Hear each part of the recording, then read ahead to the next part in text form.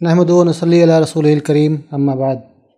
सदर जलसा और मौजूद हाज़रीन, आज जिस मौजू पर इजहार ख्याल के लिए मुझे बुलाया गया है वो राइटिंग हिस्ट्री है। राइटिंग हिस्ट्री एक ऐसा मौजू है जिस पर तकरीबन हमारे सामीन में से और सामयात में से तकरीबन हर एक को कुछ ना कुछ अंदाज़ा होगा कि ये क्या है।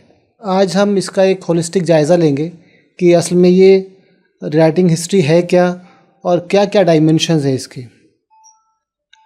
हैरत है कि इस ज़माने में जब मुसलमानों में तारीख़ के तई कोई ज़्यादा इंटरेस्ट नहीं है, तारीख़ को प्रिज़र्व कैसे किया जाए, तारीख़ को महफूज कैसे किया जाए, क्या हमारी तारीख़ लिखी जानी चाहिए, क्या हमें उसको नए ज़माने के लिहाज से उसको पेश करना चाहिए, क्या हमें नई जनरेशन के लिए उसको तैयार करना चाहिए नए बयानिए के अंदाज़ में। जब हमारे अंदर इसके बारे में बहुत ज़्यादा अवेयरनेस नहीं है, उसी ज़माने में हम देखें कि संघ परिवार, उसकी जो सिस्टर ऑर्गेनाइजेशंस हैं और जो रूलिंग पार्टी है और जो हुकूमत है, वो इस बारे में क्या कोशिश कर रहे हैं, उनकी कोशिशें कितनी हमाजहत हैं, किस किस सिम्त में काम कर रहे हैं, और तकरीबन हर सेक्टर में वो कोशिश कर रहे हैं कि कैसे ना सिर्फ रीराइट करें हिस्ट्री को, बल्कि हिस्ट्री को अपने अंदाज से, अपने पॉइंट ऑफ व्यू से कैसे महफूज करें। तो उनका जो बेसिक ऑब्जेक्टिव है वो ये कि तकरीबन 1000 साल की जो मुस्लिम हुकूमत की तारीख़ हिंदुस्तान में है उसको डाइल्यूट करें। रिमूव करना तो बहुत ज़्यादा हो जाएगा, उसको डाइल्यूट करें, उसको जो है सिलेबस से कम करने की कोशिश करें और कुछ ऐसा करें कि वो जो है कोई बहुत ज़्यादा टॉकिंग पॉइंट ना हो और हमारे निसाब में एक मार्जिनल जो उसका प्रेजेंस रहे या शायद वो भी ना रहे। तो हिंदुस्तान में मुसलमानों की हिस्ट्री है क्या? हिंदुस्तान में अगर आप मुसलमानों की हिस्ट्री के बारे में आप गौर करेंगे तो उसको हम 4 अदवार में उसको तकसीम कर सकते हैं। सबसे पहला दौर वो है कि जब मुसलमान जो कोस्टल रीजन्स में आए, हिंदुस्तान के कोस्टल रीजन में गुजरात से लेकर महाराष्ट्र, मालाबार, कोरोमंडल तक का जो पूरा रीजन था, उसमें मुसलमान तुज्जार आते थे बहुत पहले से, मतलब रसूल सल्लल्लाहु अलैहि वसल्लम की आमद से बहुत पहले से आते थे। तो जब इस्लाम आया तो वो जो तुज्जार आते थे वो बेसिकली एक इस्लाम के नुमाइंदा बन गए, और इसलिए इस्लाम जो है बहुत ही शुरू में हमारे कोस्टल रीजन्स में आया। इसके बारे में मैंने बहुत तफसील से लिखा है, मेरी एक किताब है peaceful expansion of Islam in India, इसमें मैंने इसी चीज़ पर लिखा है कि कैसे 7th और 8th सेंचुरी के शुरू में मुसलमान आए। सिर्फ उसमें नहीं, मतलब सिर्फ मालाबार में नहीं, हम लोग बात करते हैं कि केरला में मुसलमान बहुत जल्दी आए। सिर्फ केरला में नहीं आए थे, गुजरात में आए, कोंकण में आए, महाराष्ट्र में आए और गोवा में, और फिर तमिलनाडु का जो काफ़ी बड़ा इलाका है उसमें आप अगर शामिल कर लें बंगाल को, तो बंगाल में भी जो उसका ख़ास तौर पर जो कोस्टल रीजन है उसमें मुसलमान बहुत जल्दी आए। ये मतलब ये रसालत माप के सामने या आप सल्लल्लाहु अलैहि वसल्लम के मान बाद। बाज़ लोग कहते हैं कि चेरामन पेरुमल जो केरला का जो बादशाह था, वो उसने शकुल कमर का वाक़या देखा और वो कन्वर्ट हुआ। वो शायद कुछ ज़्यादा एग्जरेशन है, लेकिन वो 7th 8th सेंचुरी में वाक़तन कन्वर्ट हुआ था। जो हिस्टोरिक, जो सही, जो तारीख़ी, जो मतलब ये उस ज़माने के कंटेम्प्रेरी जो चीज़ें हैं वो बताती हैं। दूसरा जो उसका फ़ेज़ है वो ये है कि दिल्ली सल्तनत का इस्टेब्लिशमेंट और दिल्ली सल्तनत का वजूद जो था। तो आप देखें कि नॉर्थ इंडिया में जो इस्लाम सबसे पहले आया वो आया मोहम्मद बिन कासिम ने 712 में, जब वो सिंध आए। उसका हिस्टोरिक कॉन्टेक्स्ट हम में से अक्सर लोगों को मालूम है। जब 712 में मोहम्मद बिन कासिम हिंदुस्तान आया और उसके बाद जो उसने एक मुस्लिम जो खिलाफत का जो हिस्सा बना, जो मुस्लिम स्टेट का हिस्सा बना सिंध और उसका बाद पंजाब का एरिया, लेकिन कुछ सालों में, तकरीबन आप देखें 100 साल के अंदर अंदर वो उसका वजूद बहुत ही छोटा हो गया, बल्कि वहाँ पर एक इस्माइली और करामतिया की हुकूमत वो कायम हो गई। वहाँ पर करामतिया जो है एक्सट्रीमिस्ट जो इस्माइली एलिमेंट्स हैं उसको कहते हैं। फिर उसके बाद आप देखें मोहम्मद बिन गौर जब हिंदुस्तान आया, और उसके बाद कुतुबुद्दीन ऐबक ने तकरीबन प्रैक्टिकली हिंदुस्तान में 1206 में हिंदुस्तान में मुस्लिम हुकूमत की दिल्ली से बुनियाद डाली। और वो आप देखें फिर वो एक्सपेंड होता रहा, जो क्या नाम है उसका, बंगाल, फिर उसके बाद वो फिर आहिस्ता आहिस्ता अलाउद्दीन खिलजी के ज़माने में और तुगलक के ज़माने में, पर्टिकुलरली मोहम्मद बिन तुगलक और अलाउद्दीन खिलजी के ज़माने में वो साउथ में मूव किया। तो जो फुट प्रिंट्स नॉर्थ में थे वो फिर साउथ में एक्सटेंड हुए। तो बहुत अहम चीज़ है ये। तीसरा जो मेजर मुसलमानों की जो सल्तनतें रही हैं हिंदुस्तान में, वो जब दिल्ली सल्तनत कमज़ोर हो गई, मोहम्मद बिन तुगलक के बाद दिल्ली सल्तनत कमज़ोर हुई। फ़िरोज़ शाह तुगलक के ज़माने तक वो it was pretty powerful, but it was mostly concentrated इन दिल्ली और दिल्ली के आसपास जो नॉर्थ इंडिया में वो कंसंट्रेटेड थी। मोहम्मद बिन तुगलक के बाद जो है वो जब वो कमज़ोर हुई, और उसके बाद आप देखें जब इसका हमला हुआ, तैमूर ने जब 1398 में हिंदुस्तान पर हमला किया, तो उस वक्त उसकी तकरीबन बुनियाद हिल गई। उस वक्त क्या हुआ कि हिंदुस्तान के ख़ास तौर पर नॉर्थ इंडिया और दक्कन में मुख्तलिफ़ मुस्लिम सल्तनतें जो हैं वजूद में आई। जैसे एक बहुत इम्पॉर्टेंट सल्तनत जो दक्कन में वजूद में आई उसका नाम बहमनी सल्तनत था, जो that was based in Gulbarga. दूसरी सल्तनत जो है वो गुजरात सल्तनत थी, जो that was based in Ahmednagar और Champaner. It was founded in 1400। फिर उसके बाद शर्क़ी सल्तनत जो है जौनपुर जो यूपी में है, वो एक प्रेटी पावरफुल सल्तनत थी, वो जो वजूद में आई, वो भी तकरीबन 1395-96 के पास में। फिर मालवा सल्तनत जो मध्य प्रदेश में, उसमें कश्मीर सल्तनत जो है, कश्मीर कभी भी दिल्ली सल्तनत का हिस्सा नहीं था। 30s में वहाँ का जो बुद्धिस्ट जो हुक्मरान था, जो बादशाह था, वो एक मुस्लिम सूफ़ी के हाथ कन्वर्ट हुआ। रिंचन शाह नाम था बादशाह का, और जो सूफ़ी जिसके हाथ वो कन्वर्ट हुआ था उनका नाम था हज़रत बुलबुल शाह। तो उस तरह जो है कश्मीर में एक मुस्लिम सल्तनत का क़याम आया। फिर बंगाल में सल्तनत जो इस्माइल शाही सल्तनत का क़याम आया। चौथा जो एक बहुत इम्पॉर्टेंट जो पीरियड है इस्लाम का हिंदुस्तान में, वो है मुग़ल सल्तनत। मुग़ल सल्तनत जब हिंदुस्तान में आई तो उसने किसी मतलब नॉन मुस्लिम उसका किसी उससे मुकाबला नहीं हुआ था।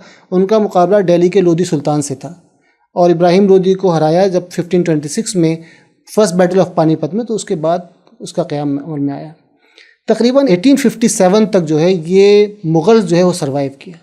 उसमें से शुरू के तकरीबन 200 साल तक दे वर प्रीटी पावरफुल, बहुत उनके पास इक़्तिदार था, पूरे तकरीबन हिंदुस्तान में उनकी हुक्मरानी थी। ख़ास तौर पर अकबर और शाहजहाँ के ज़माने में जो हिंदुस्तान में पूरे दक्कन तक जो मुग़लों का जो कंट्रोल फैला वो रिमार्केबल था। तो मुसलमानों ने हिंदुस्तान की तमाम ऑल एस्पेक्ट्स ऑफ लाइफ को इम्पैक्ट किया है। ऐसा नहीं है कि कोई एक ख़ास चीज़, तकरीबन 1000 साल का ये दौर हुकूमत था जिसमें वो रहे। उसमें architecture, education, science, language, food, आप जिस चीज़ की भी बात कीजिए, जिस चीज़ की बात की, जिस एस्पेक्ट की बात की, उस एस्पेक्ट को उन्होंने मुतासिर किया था। और ये सारे एस्पेक्ट्स जो हैं वो आज निशाने पर हैं संघ परिवार के, और जो डिस्पेंसेशन जो गवर्नमेंट जिसकी है, मतलब जो रूलिंग पार्टीज़ के। और वो ना सिर्फ ये कि पॉलिटिकल हिस्ट्री को राइट करना चाहते हैं, वो इन तमाम एस्पेक्ट्स को राइट करना चाहते हैं। तो ये कोई नई बात नहीं है, वो बहुत ज़माने से इसकी कोशिश कर रहे हैं कि कैसे राइट करें, कैसे इनविजिबल बनाएं एक ख़ास कम्युनिटी को और एक ख़ास जो हिस्ट्री को, और उस ख़ास हिस्ट्री को ही नहीं बल्कि अपने अलावा जितने भी एस्पेक्ट्स हैं ऑफ हिस्ट्री के, उन सब को इनविजुलाइज करें। और उनकी कोशिशें चल रही हैं। ऐसा नहीं कि कोई नई बात है, जब ये गवर्नमेंट में नहीं थे तब भी उस वक्त उनकी कोशिशें चल रही थी, और उसके बाद भी। जब एनडीए गवर्नमेंट 2014 में पावर में आई तो उस वक्त उन्होंने एक कमेटी बनाई, भारतीय शिक्षा नीति आयोग, और उसका जो इंचार्ज बनाया वो दीनानाथ बत्रा को बनाया। दीनानाथ बत्रा का नाम जो है वो बहुत मशहूर है हिंदुस्तान में, ख़ासतौर पर्टिकुलर सर्कल्स में। उसका काम बहुत इम्पॉर्टेंट इसलिए है कि उसने जो हिंदू नेशनलिज़म को जो है वो सिलेबस में कैसे उसका अमल दखल बढ़ाया जाए, कैसे उसको ज़्यादा से ज़्यादा सिलेबस में डाला जाए, और जो दूसरे जो एस्पेक्ट्स हैं हिस्ट्री के या दूसरे जो नैरेटिव्स हैं उनको कैसे डाइल्यूट किया जाए। तो बत्रा ने जो है, बत्रा 2014 में जो उसको बनाया गया, तो ये पहली चीज़ नहीं थी कि जो बत्रा ने की है। उससे पहले भी बहुत तकरीबन 2 दहाइयों से वो इसके बारे में कोशिश कर रहा था। यूनिवर्सिटी ऑफ दिल्ली में तकरीबन काफ़ी दिन पहले एक चैप्टर था, वो वेंडी डोनिगर की किताब है द हिंदूज़, उसके ख़िलाफ़ उसने जो है एक बहुत कैंपेन चलाई थी और उसमें पावरफुल सक्सेसफुल रहा था। फिर एक दिल्ली यूनिवर्सिटी के सिलेबस में एक चैप्टर था ए के रामानुजन का 300 रामायणास, उसको उसने ख़ास तौर पर टारगेट करके रिमूव इसलिए कराया क्योंकि उनका मानना था कि हमारा जो पर्टिकुलर नैरेटिव है उसमें ये चीज़ स्टैंड नहीं करती कि रामायण के 300 वर्जन्स हो सकते हैं। फिर उसने 2001 में एक किताब लिखी थी, वो जो बहुत उनके अपने सर्कल्स में बहुत मशहूर हुई। वो ये था the enemies of Indianization, the children of Marx, Macaulay and मदरसाज।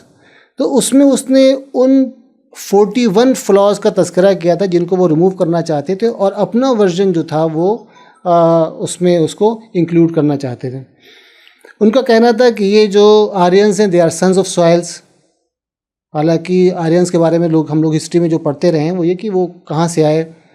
दूसरे ये कि जो उनके अपने रमज़िया जो नज़में थीं, जो मतलब बड़ी बड़ी जो कहानियों की किताबें हैं, उनका कहना था कि हमारी जो रिलीजियस बुक्स हैं उसमें जितनी चीज़ें एस्पेक्ट्स पेश किए गए हैं वो सारे मिथ नहीं हैं, वो रियलिटी हैं जो भी। फिर तीसरे ये कि उसने ये कहा कि मुसलमान जब हिंदुस्तान में आए तो that actually unleash the darkest period of India's history.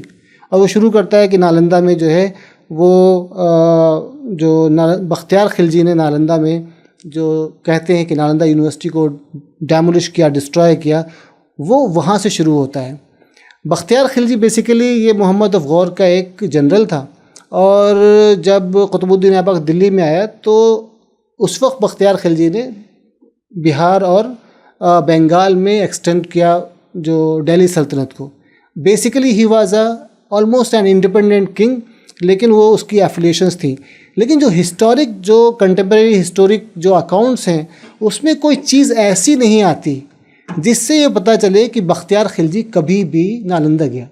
जो पहला रेफरेंस है उसके बारे में कि बख्तियार खिलजी नालंदा गया, वो बख्तियार खिलजी के इंतकाल के तकरीबन 40 ईयर्स के बाद है, 40 ईयर्स के बाद। और उसमें जो एक जो कंटेम्प्रेरी राइटर था उसने जो लिखा वो एक बख्तियार खिलजी के एक सोल्जर से उसकी मुलाकात हुई और उसने बताया।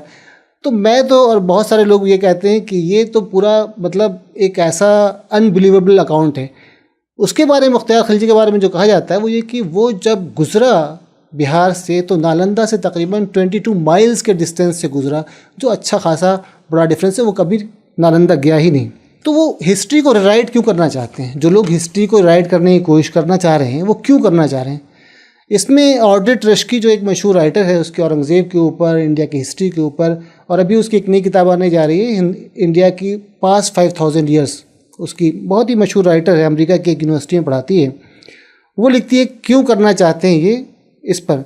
The Hindutva ideologues want Hindus alone to be indigenous to India so that this one social group can define what it means to be Indian and can exclude others from category. They exclude as non-Indian many groups who have long been part of life and society on the subcontinent, above all Muslims.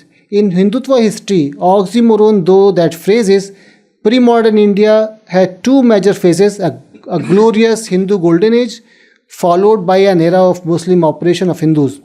When describing the later, Hindu nationalists they talk about 1200 years of slavery. Propaganda websites such as India Facts are full of bad faith allegations of Muslim-led Hindu Holocaust.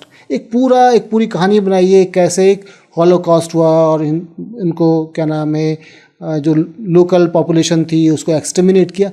ये सारे made up of account है, इसमें कोई सच्चाई नहीं है। Audit रश्की कह रही है, As with the out of India theory, I am not aware of a single scholarly work that argues for either proposition.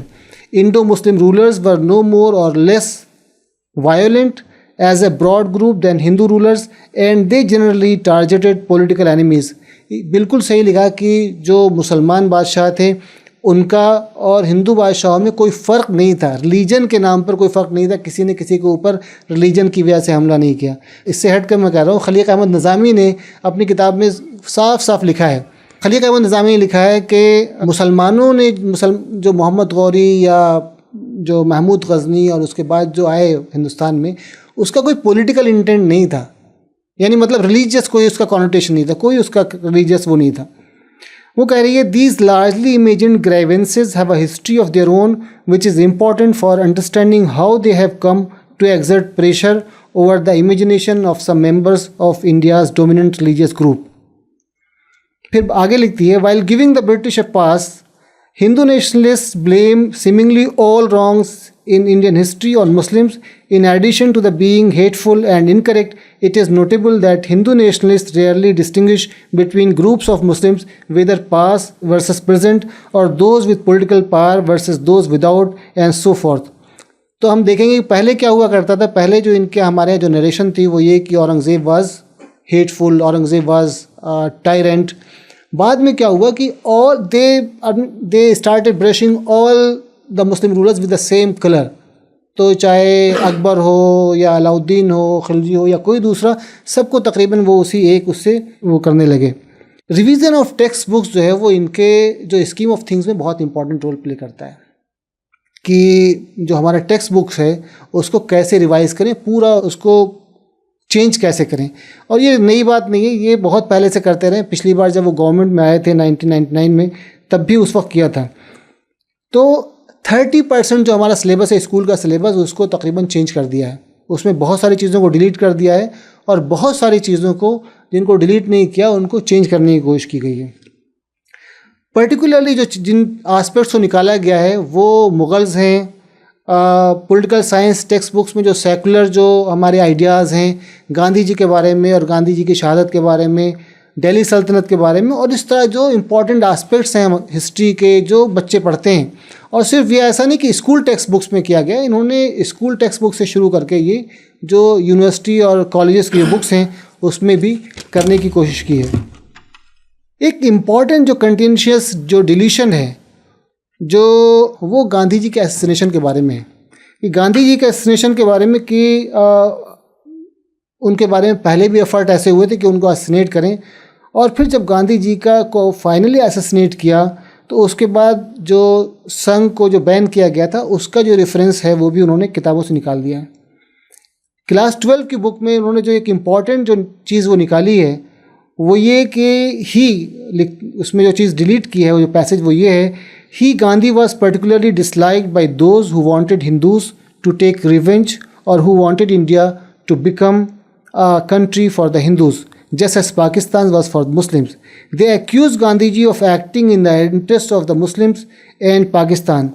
Gandhiji thought that these people were misguided. He was convinced that any attempt to make India into a country only for Hindus would destroy India. जो गांधी जी का idea of secularism था, जो nationalism था, उसके बारे में his steadfast pursuit of Hindu-Muslim unity provoked Hindu extremists so much that they made several attempts to assassinate Gandhi ji. और एक और चीज़ जो पैसेज जो निकाला उनको, उसमें ये था कि गांधी जी के जो असैसिनेशन के बाद हिंदुस्तान में जो हिंदू मुस्लिम यूनिटी हुई थी, जो सेकुलर जो बोनहामी हुई थी डिफरेंट सेक्शंस ऑफ पॉपुलेशन में, उसको भी उन्होंने निकाला। वो ये था, Gandhi जी's death had an almost magical effect on the communal situation in the country. Partition-related anger and violence suddenly subsided. The government of India cracked down on the organizations that were spreading communal hatred. Organizations like the Rashtriya RSS were banned for some time. Communal politics began to lose its appeal. और ये बिल्कुल सच्चाई है। इसमें बारे में ऐसा नहीं कि सिर्फ ये इसी में लिखा हो जिसको उन्होंने डिलीट कर दिया है। अगर आप बेगम अनीस किदवई की किताब जो आज़ादी की छाँव में, वो अंग्रेज़ी में भी है और उर्दू में भी है, अगर आप चाहें तो उसको पढ़ें। उसमें उन्होंने साफ साफ लिखा है कि क्या चेंज आया, सब ने दिखाया। फिर दूसरा एक चीज़ जो है वो इनका जो रीराइटिंग हिस्ट्री का जो प्रोजेक्ट है उसमें जो क्रिटिक्स हैं वो इनको क्रिटिसाइज़ करते हैं कि ये विलीफाई करने की कोशिश कर रहे हैं मुस्लिम रूलर्स को। उसमें कोई एक दो नहीं, irrespective of weather he was secular in outlook और ही वाज रिलीजियस, वो उसमें कोई डिफरेंस वो नहीं करते। शुरू में पहले डिफरेंस था, अब नहीं है। तो ऐसा हुआ है कि जो कंटेंट्स थे जो मुग़ल्स के और मुस्लिम के, वो उसमें तकरीबन हर क्लास की बुक्स में, हर लेवल की बुक्स में से उनको तकरीबन रिमूव कर दिया गया या कम कर दिया गया है। क्लास 12 की history text books, themes of Indian history part 2, उसमें एक चैप्टर था Kings and chronicles the Mughal courts, उसको तकरीबन पूरा का पूरा ड्रॉप कर दिया गया। उस चैप्टर में जो मुग़ल एरा जो मैन्युस्क्रिप्ट्स थे, मशहूर मैन्युस्क्रिप्ट, जैसे अकबरनामा जिसको अबुल फजल ने लिखा था, और पातशाहनामा जिसको शाहजहाँ ने लिखवाया था, और बहुत ज़बरदस्त किताब है पूरी, मतलब उसमें तस्वीर हैं और पेंटिंग्स हैं, बहुत ज़बरदस्त किताब है। उसको ये मुग़ल कोर्ट्स के एटिकेट्स के बारे में बात करती थी, उनको भी रिमूव कर दिया गया। क्लास 7 जो शुरू में बच्चे शुरू करते हैं हिस्ट्री पढ़ना, और वो तकरीबन एक मेमोरी में हमेशा रहता है, उसमें इन्होंने ख़ास तौर पर कोशिश की कि उन एस्पेक्ट्स को रिमूव करने की कोशिश करें जो मौजूद थे। जैसे क्लास 7 की हिस्ट्री टेक्स्ट बुक है अवर पास 2, उसमें एक पेज का 2 पेज का चार्ट था जिसमें मुग़ल एम्परर्स, पर्टिकुलरली हुमायूं, शाहजहाँ, अकबर, जहांगीर और औरंगज़ेब के अचीवमेंट्स को उस चार्ट के थ्रू दिखाया गया था। उस चार्ट को भी रिमूव कर दिया गया। फिर अकबर की पॉलिटिक्स के ऊपर एक चैप्टर था, उसको भी रिमूव कर दिया गया है। बल्कि अकबर का जो बहुत ज़्यादा बास किताबों में अच्छा खासा पोर्ट्रेल था, उस पोर्ट्रेल को भी इन्होंने बहुत ज़्यादा डाइल्यूट करने की कोशिश की है। लेकिन मुग़ल जो हैं वो इनका मेन एस्पेक्ट टारगेट रहे हैं। मुग़लों ने हिंदुस्तान पर तकरीबन 350 साढ़े 300 साल 350 ईयर्स तक हुकूमत की। 1326 से वो 1526 से जो है बैटल ऑफ पानीपत से लेकर ये 1857 तक। लोग कहते हैं बाद में कमज़ोर हो गए। कमज़ोर होने के बावजूद भी हिंदुस्तान में जो बादशाह भी हुकूमत करता था 1857 तक, इंक्लूडिंग ईस्ट इंडिया कंपनी, वो मुग़लों के फरमान से हुकूमत करते थे। मुग़ल्स उनको दिया करते थे कि तुम इस जगह हुकूमत कर सकते हो, या दूसरों को, इवन के मराठास और जो रोहिलास, दूसरे जो, मतलब ये कि टीपू सुल्तान और हैदर अली की जो हुकूमत थी, वो भी अपने आप को कहते थे कि हम इन्हीं के ज़रिए से, क्या नाम, दिल्ली सुल्तान के ज़रिए से अपॉइंट किए गए, मुग़ल सुल्तान के ज़रिए से अपॉइंट किए गए। तो उसमें ख़ास तौर पर उन्होंने डाइल्यूट करने की कोशिश की है। इनका कहना ये है कि मुग़लों को जो है डिसप्रोपोर्शनेट जो है वो इम्पोर्टेंस दी गई है। उसके मुकाबले में जो रीजनल जो किंगडम्स थी उनको बिल्कुल मतलब रिमूव कर दिया गया या कम कहा गया। ये बिल्कुल गलत चीज़ है।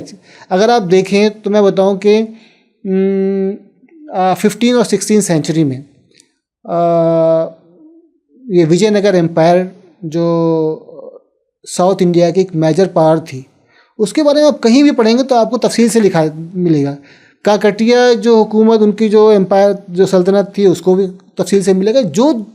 जो भी है उसके मुकाबले में अभी जो एग्जिस्टिंग लिटरेचर है, एग्जिस्टिंग जो हमारा जो सिलेबस है, उसमें साउथ की एक सल्तनत थी बहमनी एम्पायर, बहमनी सल्तनत, जो दैट वाज प्रेटी पावरफुल, बहुत ही पावरफुल एम्पायर थी। और एक ज़माने में उसका जो फुट प्रिंट्स जो था वो सिर्फ दक्कन में नहीं बल्कि बहुत दिनों तक, 50-60 साल तक विजयनगर किंग्स ने जो है बहमनी सुल्तान को एनुअल ट्रिब्यूट्स दिए हैं। उसके बारे में आप ढूंढना चाहें मटेरियल तो आपको शायद फुट नोट्स में भी नहीं मिलेगा। ना सिर्फ ये कि हमारी अपनी जो सिलेबस में, बल्कि दूसरी। इसी तरह गुजरात में जो सुल्तान थे वो 15 और 16 सेंचुरी में बहुत ही पावरफुल थे।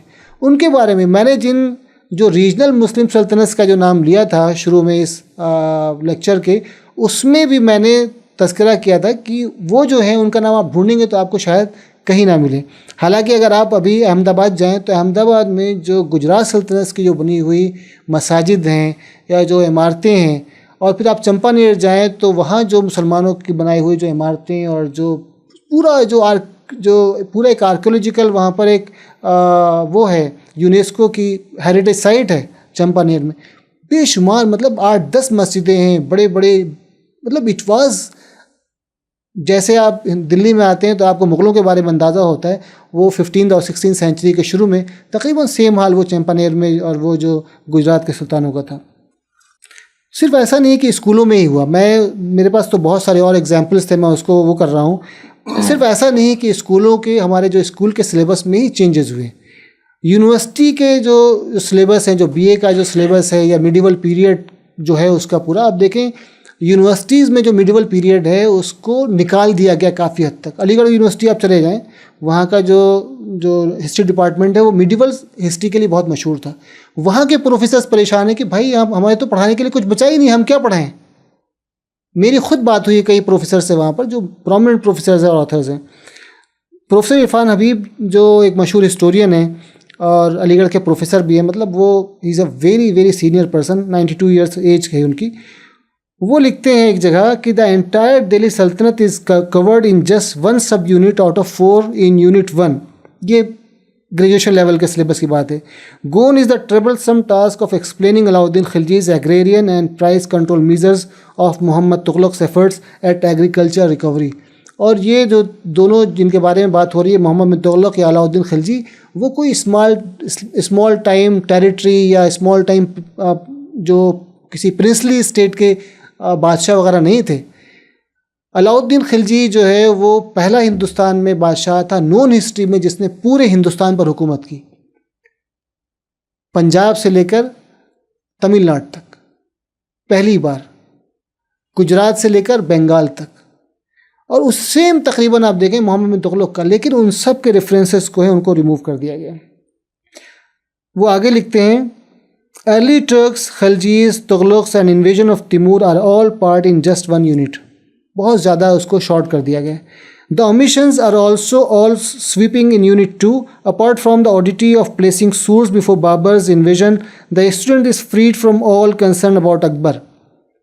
मतलब ये कि आप हिस्ट्री में आप देखें कि बाबर से पहले आप शेरशाह सूरी को ले आए, तो आपने पूरी जो हिस्ट्री की जो कहानी है उसको ही खलत मलत कर दिया। बच्चा सोचता रह जाएगा कहाँ से शुरू करूँ, कहाँ पे ख़त्म करूँ।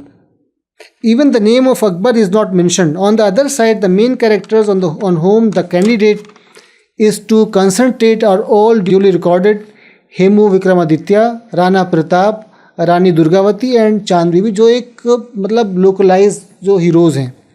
Similarly, Jahangir and Shah Jahan are ruled out of history. The of Mughal emperors beside Babur, Aurangzeb alone is mentioned. सिर्फ मुग़ल हिस्ट्री में किसको मेंशन किया गया है? बाबर और औरंगज़ेब को। और आपको पता है कि ऑब्वियस रीजंस की वजह से किया गया है। Ignorance is here bliss. Hindu Badshahi, a phrase attributed to Peshwa Bajirao during the reign of Mohammad Shah, is now a sign instead to the reign of Aurangzeb and made an important topic to be studied by the students in a paper to which it does not belong. दूसरा एक और चीज़ जो इनके writing of history में बहुत important है और हम देख रहे हैं कि शुरू से वो इनका हिस्सा रहा है, वो है रिनेमिंग ऑफ सिटीज़। जो बड़े बड़े शहर, इम्पॉर्टेंट शहर जो मुस्लिम साउंडिंग नेम थे, उनको तकरीबन बहुत बड़े पैमाने पर चेंज करने की कोशिश की गई है। अब देखें, फैज़ाबाद का नाम चेंज कर दिया गया। फैज़ाबाद को सादत खान जो अवध का नवाब था उसने बसाया था, नया शहर था, अयोध्या से करीब था, उसने अयोध्या का नाम चेंज नहीं किया, उसने एक नया शहर बसाया, उसके बाद इसका नाम फैज़ाबाद रखा गया। फिर औरंगाबाद जो मलिक अंबर ने बसाया था। फिर अहमदनगर जिसको अहमद निज़ाम शाह ने, जो निज़ाम शाही डायनेस्टी का फाउंडर था, उसने बसाया था। फिर अहमदाबाद जिसको गुजरात सल्तनत का के दूसरे बादशाह ने बसाया था, अहमद शाह ने। इन सब का नाम चेंज कर दिया। सिर्फ यही नहीं, शहरों का नाम नहीं चेंज किया है, बल्कि लोकल मोहल्लाज का नाम भी चेंज किया है। एक रिपोर्ट आई थी टाइम्स ऑफ इंडिया में तकरीबन 3 साल पहले कि किस तरह सिर्फ आगरा में तकरीबन 40 लोकेशंस के नाम चेंज किए गए हैं, लोकल मोहल्लाज के नाम। हम चूँकि इन चीज़ों के बारे में ज़्यादा पढ़ते नहीं, तो हमें उसके स्कोप का अंदाज़ा नहीं है।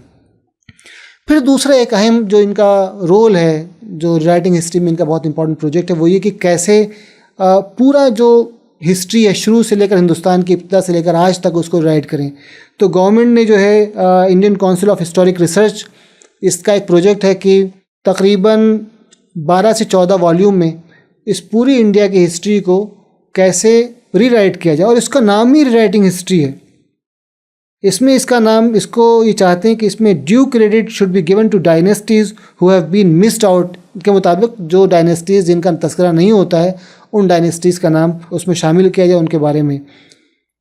और यूरोसेंट्रिक जो रिसर्च के मेथड्स हैं उनको हटाया जाए। तो इस प्रोजेक्ट का नाम ही कम्प्रीहेंसिव हिस्ट्री ऑफ इंडिया। इसके 12 से 14 वॉल्यूम होंगे और इसको तकरीबन अगले 4-5 सालों में कंप्लीट कर दिया जाएगा। एक और एस्पेक्ट जो है, और वो बहुत ज़्यादा ख़तरनाक है, वो ये कि हमारा तो हिस्ट्री से कंसर्न बहुत कम होता जा रहा है। हम लोग हिस्ट्री ना पढ़ते हैं, बहुत कम पढ़ते हैं और बहुत कम लिखते हैं। लेकिन आजकल क्या हो रहा है, आप अगर अभी अमेज़न पर सर्च करेंगे और टीपू सुल्तान के बारे में, तो टीपू सुल्तान के बारे में मुहिबुल्लाह खान की किताब जो है, प्रोफेसर मुहिबुल्लाह की किताब नहीं आएगी, अभी एक नई किताब आएगी जो 2 महीने पहले पब्लिश हुई है और सबसे पहले वही नाम आ रहा है, it's best selling on Amazon, Flipkart, all the this market places. मैं उसका ऑथर का नाम नहीं बताऊंगा। वो एक जो है वो राइट विंगर राइटर है। उससे पहले बाबर के बारे में एक किताब आई तकरीबन 6 महीने पहले, और वो पिछले 6 महीने से वो किताब जो है वो टॉप सेलिंग बुक है अमेज़न पर और फ्लिपकार्ट पर तकरीबन, वो बाबर चेस बोर्ड किंग के नाम से। तो क्या हुआ कि आप अपने जो मेजर मुस्लिम जो फिगर्स हैं और जो हिस्टोरिक एस्पेक्ट्स हैं उनको ऐसे राइट कर दो कि ट्रेस ना मिले कि क्या था, और दूसरा जो हिस्टोरिक फिगर्स हैं उनके बारे में अपने अंदाज से आप लिखें। और जब कोई जनरल स्टूडेंट ऑफ हिस्ट्री या आम आदमी जिसको इन सब चीज़ों का अंदाज़ा नहीं है इन एफर्ट्स का, जब वो जाएगा और ढूंढेगा तो वो वही पढ़ेगा और वही चीज़ अक्स करेगा जो उसको अक्स करना चाहते हैं। तो टीपू सुल्तान के बारे में जो उनका नैरेटिव है उसी को अक्स करेगा। बाबर के बारे में, बाबर की पर्सनालिटी के बारे में, Babur was a magnificent person. वो स्कॉलर था बहुत बड़ा, मतलब पर्शियन जो टर्किश जो चगताई टर्किश है उसमें बाबर से बड़ा कोई दूसरा स्कॉलर नहीं है। उसकी किताब जो है बाबरनामा आप पढ़ें, अभी आपको अंदाज़ा होगा 12-13 साल की उम्र से लिखना शुरू किया था उसने, और जब उसका इंतकाल हुआ है उस वक्त तक उसने लिखा, बीच में कुछ साल मिसिंग है उसके अपने हाथ से लिखी हुई किताब, अभी तक वो दुनिया की टॉप सेलिंग बुक्स में। लेकिन अगर अब आप आज ढूंढते हैं उसको जाकर अमेज़न पर, तो आप बाबर के नाम से ढूंढेंगे तो आपको एक किताब मिलेगी जो किसी और ने किसी और कॉन्टेक्स्ट में लिखी है, उसको जो है क्या नाम है बदनाम करने के लिए। सेम वही जो है टीपू सुल्तान के बारे में। टीपू सुल्तान उतना बड़ा फिगर नहीं था जितना बड़ा बाबर था। टीपू सुल्तान तो एक रीजनल फिगर था, उसको भी ये लोग जो है वो छोड़ नहीं रहे हैं। तो आप कुछ दिनों के बाद जब आप हिस्ट्री पर देखने जाएंगे, ढूंढेंगे, तो गूगल पर, अमेज़न पर और दूसरे जो प्लेटफॉर्म्स हैं उन पर जो चीज़ें मिलेंगी आपको, वो सिर्फ उन्हीं के कॉन्टेक्स्ट में मिलेंगी जो पढ़ाना चाहते हैं और पढ़ना चाहते हैं। तो बड़ा ही अच्छा होगा कि अगर हम लोग इन चीज़ों पर गौर करें, कुछ ऐसा कोशिश करें कि जो मतलब जो राइट कॉन्टेक्स्ट में किताबें लिखी हुई हैं उनको हम पढ़ें, उनको रिक्लेम करने की कोशिश करें, अपनी हिस्ट्री से इंटरेस्ट बढ़ाएं और अपनी लाइब्रेरीज़ में उस तरह उन चीज़ों को रखने की कोशिश करें। और अपने बच्चों को ख़ास तौर पर मैं तो ये कहता हूँ कि जो कौमें हिस्ट्री को, तारीख़ को भुला देती हैं, तारीख़ उनको फरामोश कर देती है। अपने बच्चों को तारीख़ से मुतारिफ़ कराएँ।